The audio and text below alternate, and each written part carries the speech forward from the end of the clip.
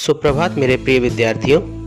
तो आज हम शाम एक किसान पाठ का दूसरा भाग शुरू करने जा रहे हैं। तो चलिए पढ़ते हैं और उसकी व्याख्या समझने की कोशिश करते हैं। अचानक बोला मोर, जैसे किसी ने आवाज़ दी, सुनते हो? चिलम औंधी, धुआं उठा, सूरज डूबा, अंधेरा छा गया। इसकी व्याख्या इस प्रकार से है। जाड़े की शाम के प्राकृतिक दृश्य ने करवट ली।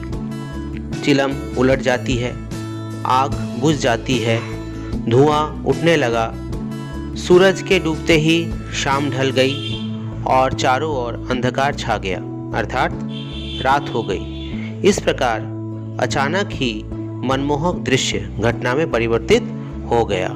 तो इस प्रकार से हमने इस पाठ में जाना कि किस प्रकार से कवि श्री सर्वेश्वर दयाल सक्सेना जी ने प्रकृति को एक इंसान की भांति पेश किया है, एक किसान की भांति पेश किया है। और इसमें कुछ शब्द आए हैं जैसे कि औंधी, औंधी का अर्थ है उल्टी, और डूबा मतलब है अस्त। ठीक है, तो बच्चों मैं आपसे कुछ प्रश्न पूछने जा रहा हूं जिसको आपको अपनी कॉपी में लिखना है।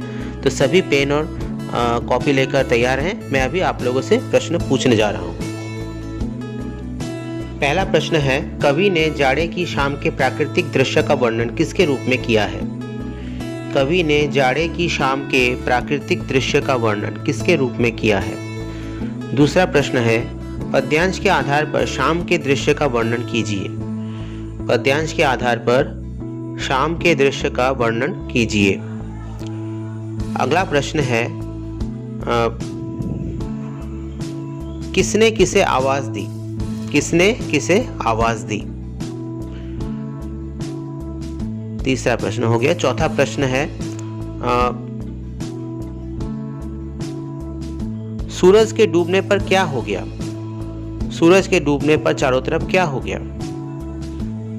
पांचवा प्रश्न है, कुछ अर्थ लिखना है। प्रश्न शब्द में बोल रहा हूं, उसके अर्थ लिखने आपको। औंधी का मतलब क्या होता है? औंधी का अर्थ लिखिए। औंधी और डूबा, औंधी और डूबा, इसका अर्थ आपको लिखना है। ठीक है, तो ये 5 प्रश्न आपको अपनी कॉपी में पूरा करना है, संपूर्ण करना है। पिछले दिन भी 5 प्रश्न पूछे गए थे और आज भी 5 प्रश्न दिए गए हैं, तो कुल मिलाकर 10 प्रश्न आपको दिए गए हैं। ये 10 प्रश्न आप अपनी कॉपी में लिखें और इसको लिखने के बाद मुझे PDF बनाकर भेजें। जितना जल्दी हो सके PDF बनाकर मुझे भेज दें। ठीक है, मेरे पर्सनल नंबर पर भेजें PDF बनाकर। ठीक है, धन्यवाद। आज के लिए इतना ही। सभी स्वस्थ रहें, सुरक्षित रहें। धन्यवाद सभी को।